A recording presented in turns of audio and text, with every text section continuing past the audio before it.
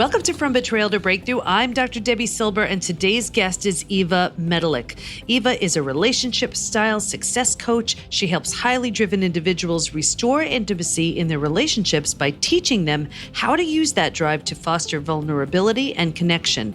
Eva uses her personal experiences along with her leadership and transformational training to connect with and inspire you to have the relationship you desire and deserve. Eva is an active blogger on the Style Mogul for Success blog, and you're about to meet someone who used her betrayal to reveal her greatest gift, helping other powerful women create a meaningful life by becoming more vulnerable and intimate.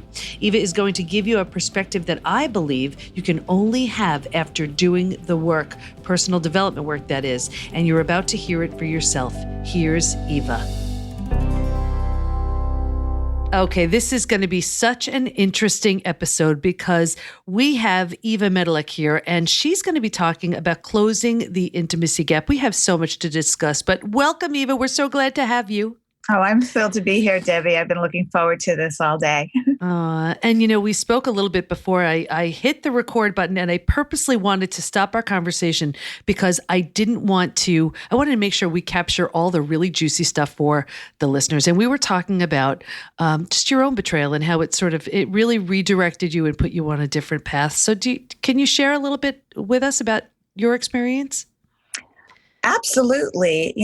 By nature, I am a highly driven individual, perfectionist, was starting a business, had a beautiful new husband. And what I was focusing on at that time, early in our marriage, and it was my second marriage, I'll put it that way, his first, was building my business, getting that up and running. And I'm, a little bit of a workaholic and driven. And we had specific goals and dreams that we were trying to achieve together. However, when one part of a couple is a driven individual and the other part isn't, it could kind of feel almost steamroller-ish, if that makes any sense. Mm-hmm, mm-hmm. And before I knew it, we were actually drifting further and further apart. My husband started avoiding me. He wasn't really actively involved in the business that we were actually building together, even though we both had our jobs. And, what you start to notice to happen is that you might bicker a little bit. You get short with each other. You're easily triggered, and you don't come together intimately as often as you did in the beginning. And so originally we started to seek counseling and therapy to deal with that. However, that blew up in our face and that totally didn't work. And we went the route of personal development and leadership. And I want to stop you right there because so many people count on therapy to help them. And what I find, if it's not the right therapist, like let's say it's a narcissist, and if that therapist isn't really clear about how to work with a narcissist, the person who's being betrayed actually is made to feel worse. And that could be the case. So when you say it blew up for you, what do you mean? Well, I'll just do a little backstory. My husband is not American. He's from Germany. And so there was that little bit of an extra stubborn component and kind of dragging him kicking and screaming to therapy. And because his mindset was against it from the beginning, and it probably wasn't the right therapist for us, for our situation. And I will just, jump ahead and say we eventually did find a therapist that we both loved and worked well with us. Mm. But for this particular case, he felt that he was being made wrong and that his side wasn't being heard. And it just didn't work for us. And I think it pushed us a little bit further apart. And just as we started working on ourselves individually, we started to come back together a bit. However, there was a day when I needed to get some information that he had promised to text me from his phone and that he just wasn't doing. And while he was out walking the dog, I went to look for it myself. And that's when I found the text and the emojis, which transcend any language, about him with another woman. And because we had done so much personal development work, we were able to sit down and have a discussion of it. Now, my husband's situation was manifested physically. He was he suffered from some anxiety. His skin broke out in an autoimmune disease. He was drinking a little bit too much. Everything. He has a classic, what I call the evader, evading the situation, evading confrontation, all of that. And that contributed to pushing farther and farther apart. But me being in my masculine energy all of the time didn't support that. And I wasn't coming at the situation compassionately. And I say that only to just own my part in what was happening in our relationship. And once I realized that he was literally falling in love with another woman, you know, my heart was racing. I just really wanted to collapse, because I realized that everything that we were working to achieve could be lost. Mm-hmm. My marriage could end, and I could end up spending all of this time building this dream and end up alone again. And it was literally the scariest piece of it all. Like, oh my God, so focused on what we were trying to achieve that we lost focus on each other.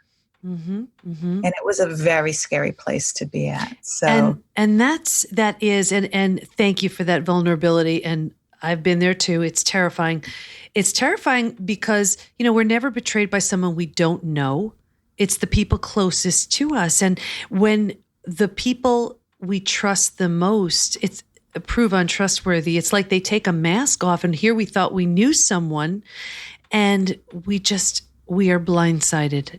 And it's funny you should say that. I'm sorry to interrupt you, mm-hmm. but if you had told me, my husband literally is the most integrous person I know. And if you had told me I would grow a third eye or he would cheat on me, I'd be planning my eyelash extensions for the third eye. Yeah. So it was really a punch in the gut. Yeah. And it had me literally look so far inward, like someone so integrous felt so helpless or lost, or however you want to call it, to have this kind of, like I call it, self-sabotaging behavior mm-hmm. that has the potential of ruining everything. And Eva, I love that you said that, because what you're doing is really making it clear that this is about them. And mm-hmm. so often when we're betrayed, we think, what did I do? It's one thing to take responsibility, but it's another thing just to take the blame. And it sounds like you're taking responsibility for where you were in this, but you clearly see it as he was going through whatever he was going through, and that was his issue. And that's a huge distinguishing factor. And when you can see it like that, that's a really important step to healing. And yeah. I'm sure that was part of your healing. So what happened after that? How'd you get to the next step? Well, you know what? We literally sat on the couch and discussed it. And through that discussion, my heart started opening up and hurting for him, because he was clearly in so much pain and had been for a long time. And so was I, but we just did not know how to comfort each other. Mm-hmm. And so we were together but separate. And we went to one of our coaches and mentors and said, look, this is what's going on. What do we do? We made the decision that we want to work on the relationship. And that was literally, I had to ask him, what do you want to do? I love you enough to let you go if that's what you wanted, because I want you happy. I don't need you being with me unhappy. That's not serving either one of us. And when we made the decision together that we would do whatever it takes to rescue our relationship or kill that relationship and start a new one together, mm-hmm. which ended up happening, we went straight to one of our coaches and mentors and sought his advice. And we found a therapist that worked for both of us. Mm-hmm. And we worked with that therapist, not a long time, I would say about 3 or 4 months, and then immediately went into relationship coaching separately. He actually continued on therapy with a new therapist on his own because there were some deeper issues from childhood and self-esteem and confidence and all of that, which was contributing to his behavior. So he got to work on that. And then I got to work on what I needed to work on in how I show up in relationships. And we got into creation energy separate and together. And we did all of the tough work. It was messy. It was nasty. It was not nasty. I don't want to use that word. It was just painful and messy is really what I want to say. But we came out through it on the other side, really with a huge amount of love, compassion. Compassion was the key for me. And, you see someone so differently through this. So you said so many amazing things that I just want to make sure the listeners know, because, I used to be one of those people who would judge. I would look at a couple who got back together saying, oh my gosh, you're really going back into this. What's the matter with you? And now being that woman, I realize it takes a warrior to rebuild and retrust and have an entirely new relationship with the same person. And it sounds like that's what you're doing, because it's so much easier. I've found in my situation anyway, it probably would have been easier to say, you know what, have a nice life. I just, right.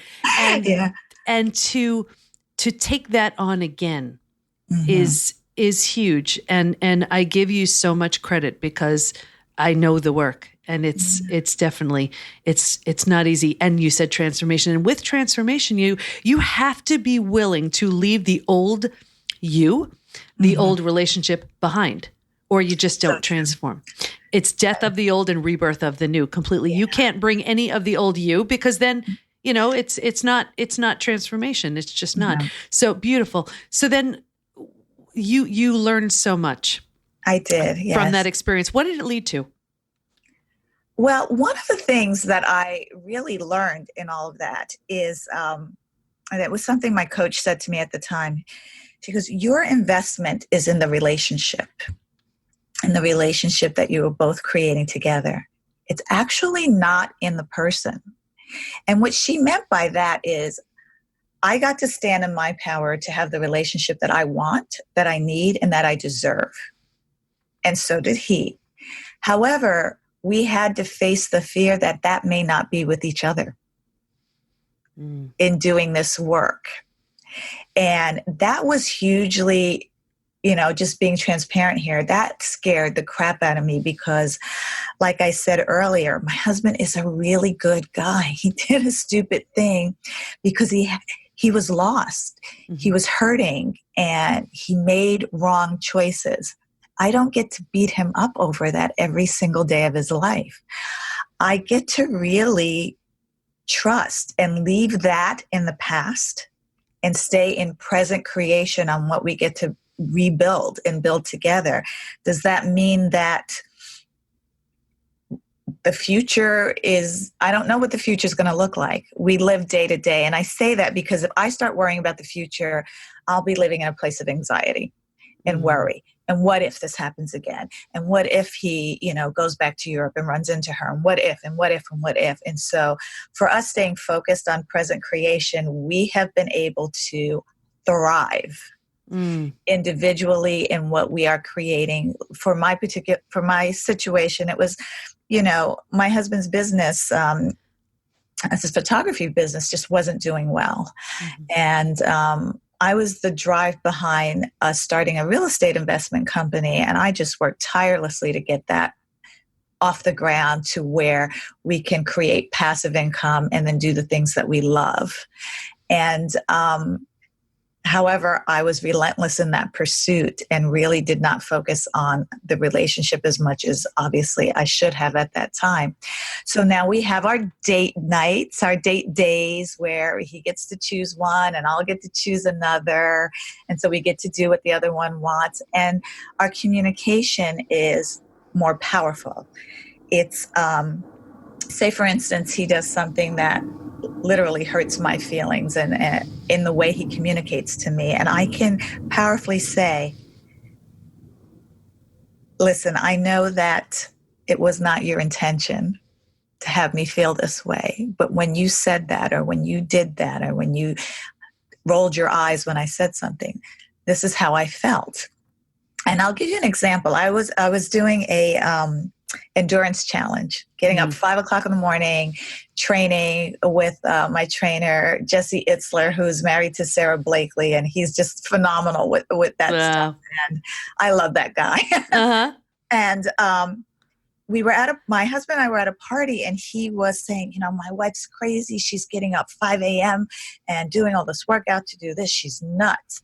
And it really stabbed a little bit. Mm-hmm. And I said to him, in a quiet spot when we had time to talk, can I talk to you about something? Is now a good time?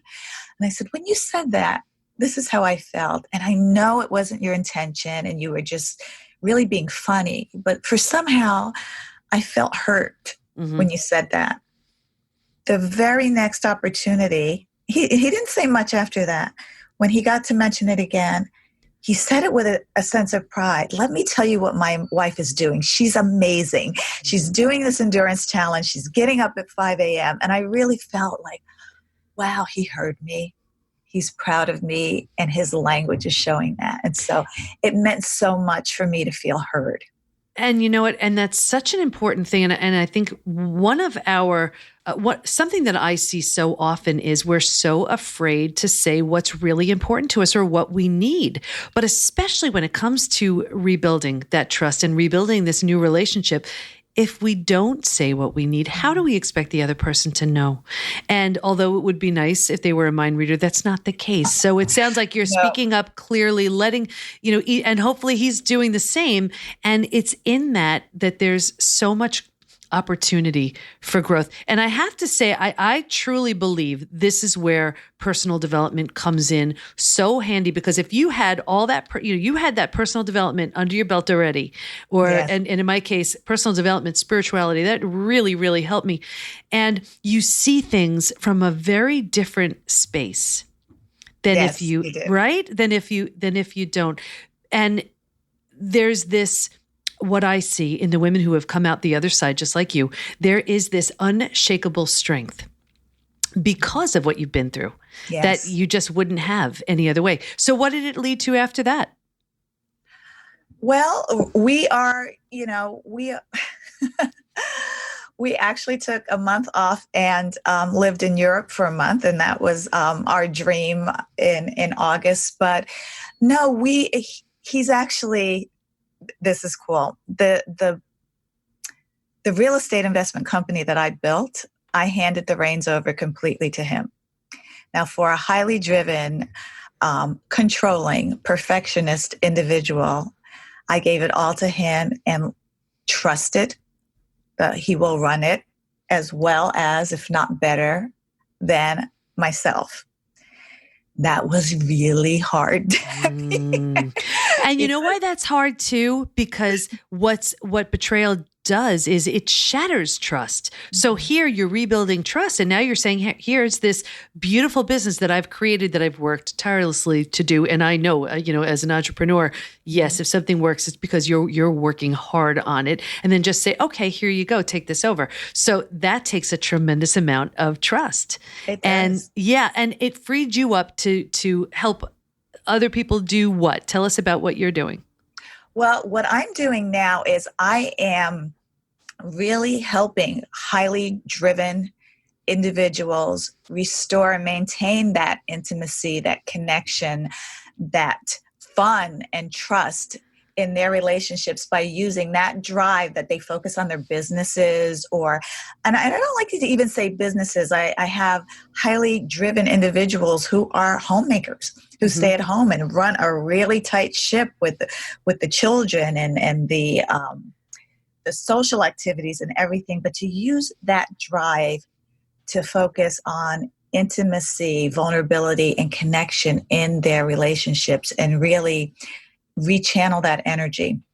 and learn how to shift it, because I became really, really passionate about what's possible on the other side of these situations. And I know a lot of couples in the situation, or a lot of even driven individuals who cannot sustain a relationship because they're always in that energy, and just really refocusing that energy to support the other person, to listen, feel heard, to connect and make the time, is just something that I am hugely passionate about, because I'm so proud of what my husband and I have created.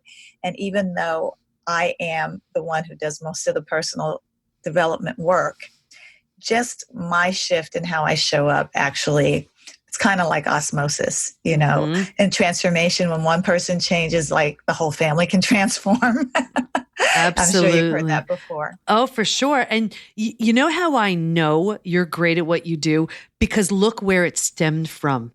Our biggest crisis always reveals our greatest gift. And when when you experience this and realize, wow, here I am, this highly driven woman who's really good at what I do.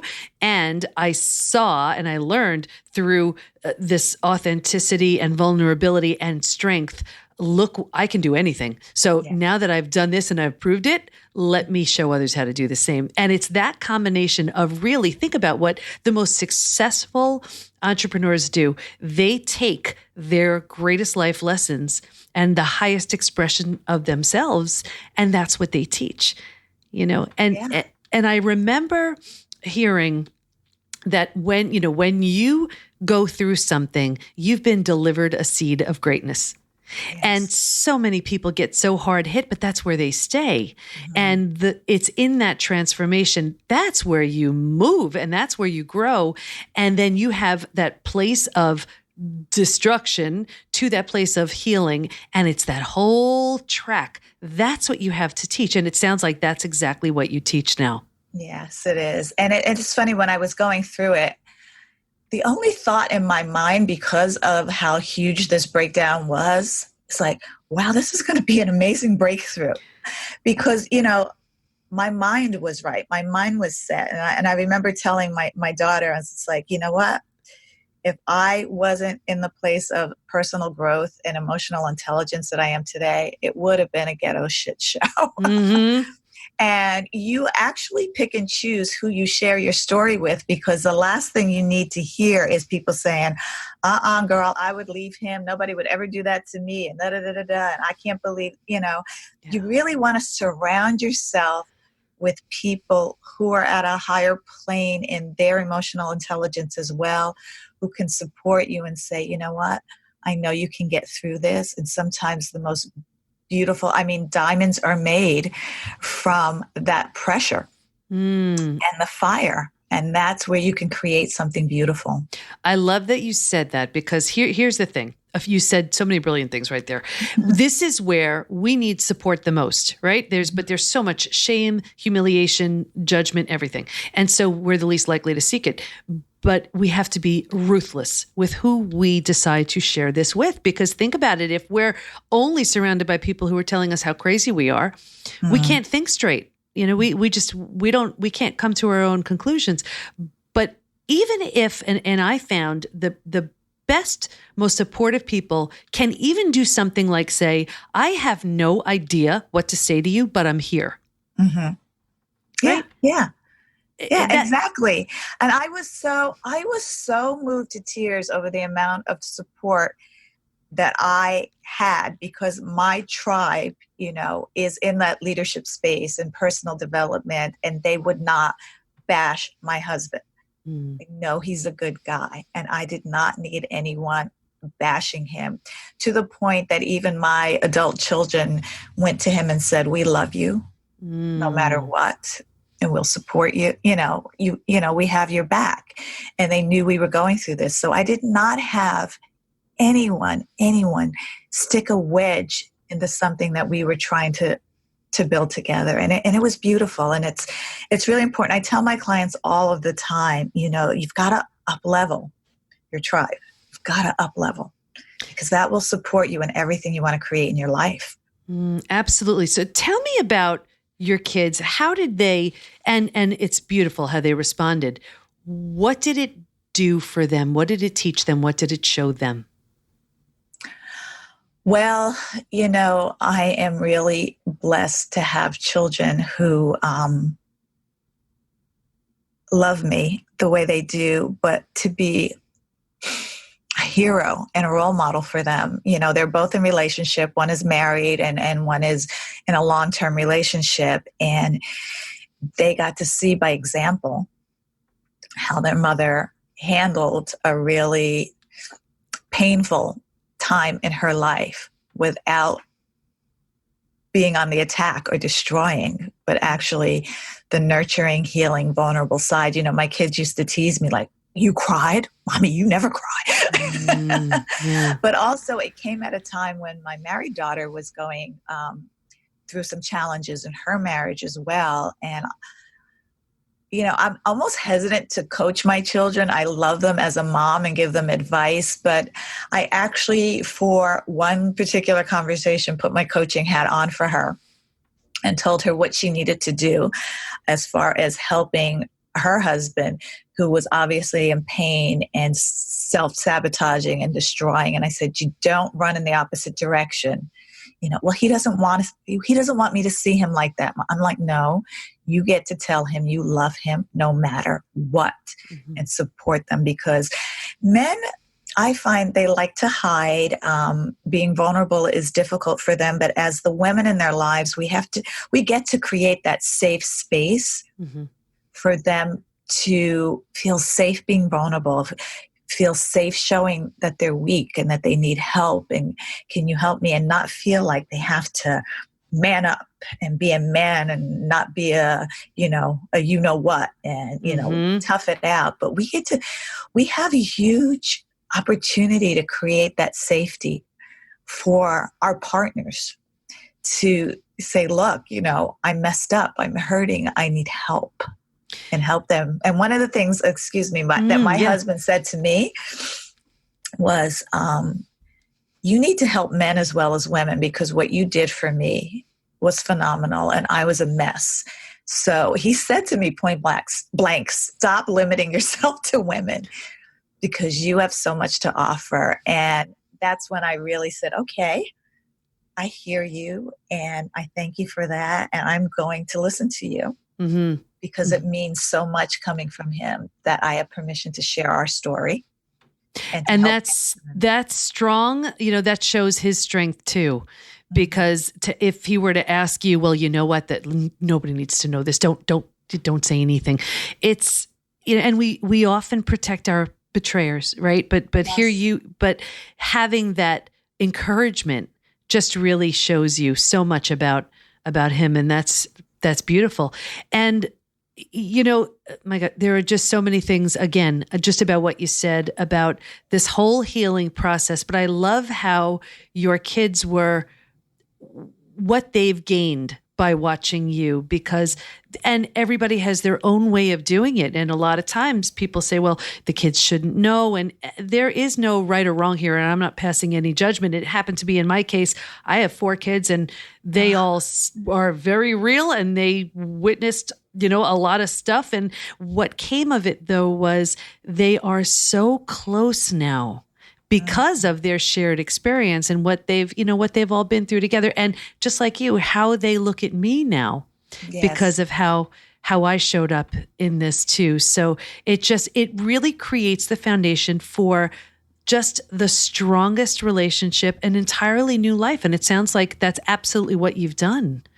Yeah. I mean, my husband is their stepfather. He came into their lives. They were, he said he came into a zoo. I had 2 teenage daughters, a rabbit, goldfish, dog, everything. He walked into the zoo having never been married and never having children. And so we've been through a lot together. And it's interesting. Each of my daughters, they're in their 30s. I have to stop you, Eva, because I'm looking at her. You're getting this by video, by audio. Eva looks like she's 30. I mean, she's absolutely glamorous. It's like a shame that this is just audio. But anyway, I'm going to you. give you her link so you could I see what she received looks like. that. She's I received absolutely that. beautiful. Yeah, I Okay, have a go on. 29 and a 32-year-old daughter. So what I wanted to say is the fact that he's been like a dad to them through that really gnarly teenage years that they went through. And each daughter handled it a little differently. My one daughter spoke to him. My youngest said, I love you, but I need time to process this. And she said, it's going to take me time. And because I didn't want this to be hidden and under the rug. Life is real, and how we show up in life and handle all of the challenges that life brings us. I mean, we get in trouble when we try to hide is my feeling altogether. Let's just be out there, authentic and transparent. And, my other daughter who actually had gone through leadership and personal development the same time my husband did, really reached out right away. And now we just all were together for Thanksgiving, and best time, most relaxed time ever. And we're just there, and it's fine. It's perfect. Not perfect. That's really was stupid to say, but it was perfectly imperfect. If I hear say you it that way, but no, I'm really, really proud of what we were able to create out of this breakdown. Beautiful. What do you want to make sure everybody hears before we wrap up? I want to make sure that everyone hears that, especially if you are highly driven and a powerful person, to really tap into that vulnerable side and show compassion. And because it's not always about us, it's about what the other person is feeling. And your investment is in the relationship that you want to create, not in the human, because humans will make mistakes. We all will, but we get to be compassionate, and we get to really listen and be heard and create safe space to receive each other and to hear. Beautiful. Eva, I want to thank you so much for your time today. I know there are so many women listening to this who maybe they don't feel hopeful, or they don't they didn't have the inspiration they needed just to keep trying to now give it that shot, if that's what their relationship is meant to go through in order to achieve something beautiful. So thank you so much. Oh, thank you, Debbie. This was really enjoyable. Thank you for letting me share. I love how Eva so clearly takes responsibility for her role in her marriage, which is very different from assuming blame. And it's through a willingness to recreate the relationship, which of course has to be something you both want, you really can rebuild something better than you did before. Stay in touch with Eva by going to thestylemogulforsuccess.com, and we'll have all of her links in the show notes at pbtinstitute.com/podcast. Here's my biggest takeaway. We get in trouble when we try and hide.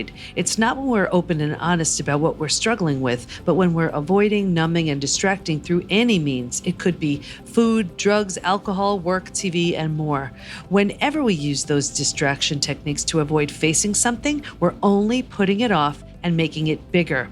Not living in truth can make you sick. So let's see what you're working with. If the pain of betrayal is keeping you sick, sad, and stuck, you may be struggling with post-betrayal syndrome. Take the quiz and see at pbtinstitute.com/quiz. And let us support you. Go to Facebook and join our group, Women Hacking Betrayal, where we give information, tools, and support to help you move forward and heal once and for all. Can't wait to be with you next time. And here's to your breakthrough.